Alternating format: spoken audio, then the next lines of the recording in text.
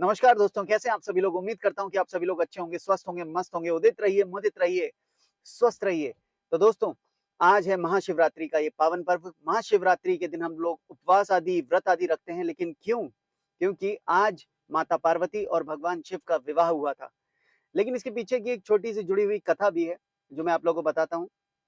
कि जैसे कि हम सब लोग जानते हैं कि भगवान शिव के 108 रूप हैं, उनमें से एक अर्धनारीश्वर भी है, जिसमें जो समर्पित है भगवान शिव और शक्ति दोनों को। तो दोस्तों, हुआ ये कि जब माता सती ने आत्मदाह कर लिया था, तो भगवान शिव की मनोस्थिति जो थी वो ठीक नहीं थी और उन्होंने तप आदि में अपने आप को लीन कर लिया था कैलाश पर्वत पर।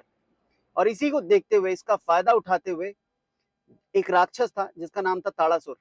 उस ताड़ासुर राक्षस ने इसी चीज का फायदा उठाते हुए भगवान ब्रह्मा को प्रसन्न किया और उनसे वर मांगा। उनसे ये वर मांगा कि मैं अगर मरूं तो सिर्फ और सिर्फ शिव जी के पुत्र के हाथों मरूं और किसी के हाथों ना मरूं। और क्योंकि उस राक्षस को ये भी बात पता थी कि ऐसी मनोस्थिति में भगवान शिव अब दोबारा से कभी भी विवाह के बंधन में कभी भी नहीं बंध पाएंगे। विवाह बंधन में बंधने के लिए तो उनको प्रेम आदि करना पड़ेगा, जो उनके लिए अब संभव नहीं है।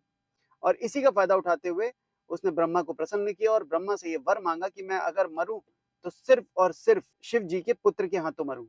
अब भगवान शिव का गृहस्थ जीवन में आना इसलिए भी जरूरी था क्योंकि ताड़कासुर को अमर होने से रोकना था और ताड़कासुर का वध होना बहुत जरूरी था।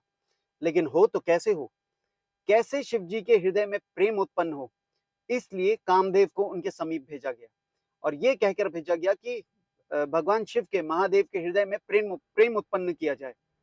लेकिन ज्यों ही कामदेव उनके समीप गए, भगवान शिव के तीसरे नेत्र खुले और कामदेव हो गए भस्म। अब एकमात्र सहारा, एकमात्र आस है, आस बची माता पार्वती से। तो माता पार्वती ने कैलाश पर्वत पर जाकर तप करना शुरू करा, जिससे भगवान शिव प्रसन्न हुए और के उपरांत भगवान शिव और माता पार्वती का विवाह हुआ, जिसको हम लोग शिवरात्रि के नाम से जानते हैं।